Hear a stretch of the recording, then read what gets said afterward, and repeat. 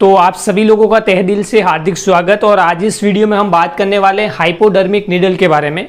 Needle कितने प्रकार की होती है, जैसे कि आप मेडिकल डिपार्टमेंट में देखते हो तो अलग अलग कलर की नीडल होती है, उसको सिलेक्शन करना बहुत ही ज़रूरी है। तो अगर आप नर्सिंग स्टूडेंट हो खास तौर पर या मेडिकल डिपार्टमेंट से बिलोंग करते हो तो आपको नीडल के बारे में पता होना चाहिए कि कौन से नंबर की नीडल आपको कहाँ पर यूज़ करनी है, कलर कोडिंग का क्या मतलब होता है और नीडल आखिर होती क्या है, इसके बारे में एक बेसिक इन्फॉर्मेशन इस वीडियो में आपको मिलेगी। तो चलिए वीडियो को हम शुरू करते हैं। तो सबसे पहले अगर बात करें हाइपोडर्मिक नीडल क्या होती है, एक बेसिक डेफिनेशन की बात करें तो देखिए हाइपोडर्मिक जो नीडल होती है एक मेडिकल डिवाइस है, मेडिकल टूल है जो यूज़ की जाती है कोई भी इंजेक्टेबल सॉल्यूशन या इंजेक्टेबल फॉर्मुलेशन हमारे शरीर में इंजेक्ट करने के लिए जिस डिवाइस का हम यूज़ करते हैं उसे हम कहते हैं नीडल, ठीक है। और नीडल के साथ में सिरिंज को भी यूज़ करते हैं। सिरिंज में जो इंजेक्टेबल जो फॉर्मुलेशन है उसको फिलअप किया जाता है और नीडल की सहायता से शरीर के अंदर उसको इंजेक्ट किया जाता है, ठीक है।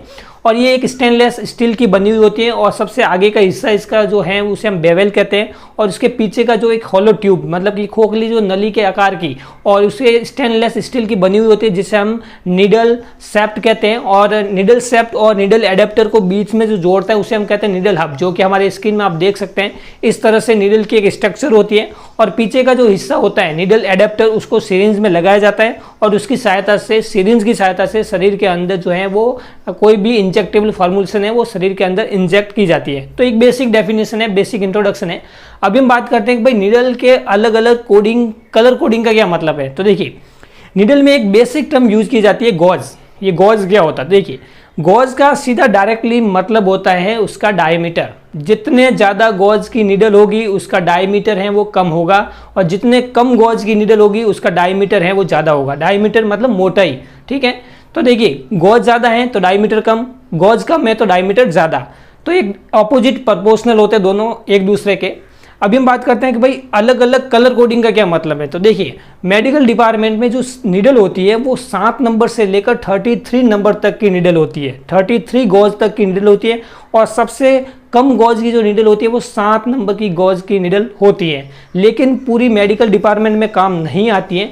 बेसिक जो नीडल होती है जो खास तौर पर ज़्यादा मात्रा में उसको यूज़ किया जाता है, ज़्यादा मात्रा में कोई भी इंजेक्टेबल फॉर्मुलेशन इंजेक्ट करने के लिए यूज़ किया जाता है, वो है 18 नंबर से लेकर 30 नंबर गॉज तक की नीडल।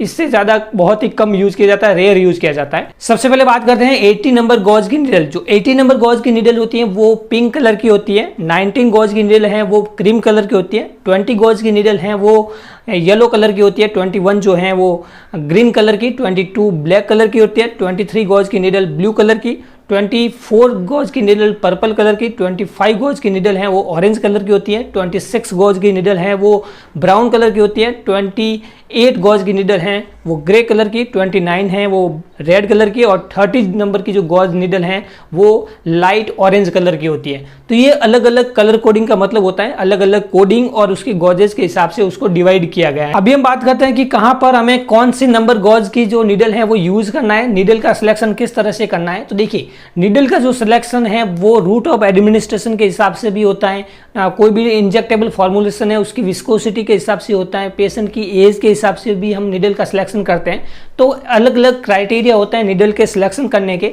सबसे पहले अगर हम बात करें रूट ऑफ एडमिनिस्ट्रेशन के हिसाब से, तो देखिए ड्रग का रूट ऑफ एडमिनिस्ट्रेशन कई तरह से होता है, इंट्राडर्मल होता है, सबकटेनियस होता है, इंट्रामस्कुलर होता है, इंट्रावीनस होता है। तो अलग अलग रूट ऑफ एडमिनिस्ट्रेशन के हिसाब से भी नीडल का सिलेक्शन करना बहुत जरूरी है। जितने भी प्रकार के इंट्राडर्मल और सबकटेनियस जो इंजेक्शन लगाए जाते हैं वो 26 नंबर गॉज या 25 नंबर गॉज की नीडल से ही लगाए जाते हैं। वहां पर आपको 25 या 26 या 28 नंबर गॉज को भी आप यूज कर सकते हैं, ठीक है।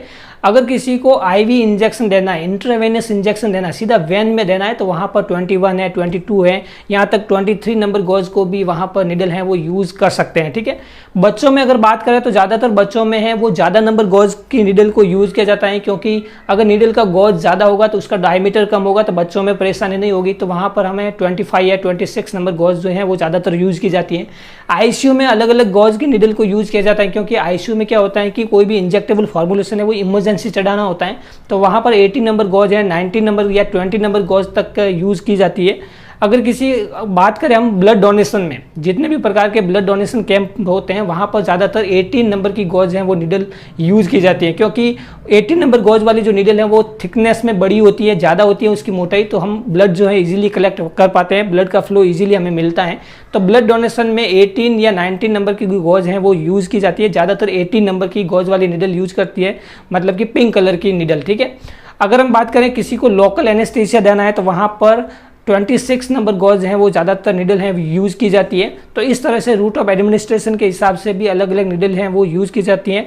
इंट्रामस्कुलर की बात करें तो वहाँ पर 23 नंबर की गॉज हैं, 22 है या 24 नंबर वाली ग्रोज वाली नीडल को भी हम यूज कर सकते हैं। तो इस तरह से नीडल का सिलेक्शन किया जाता है रूट ऑफ एडमिनिस्ट्रेशन के हिसाब से, ड्रग की विस्कोसिटी के हिसाब से, एज के हिसाब से।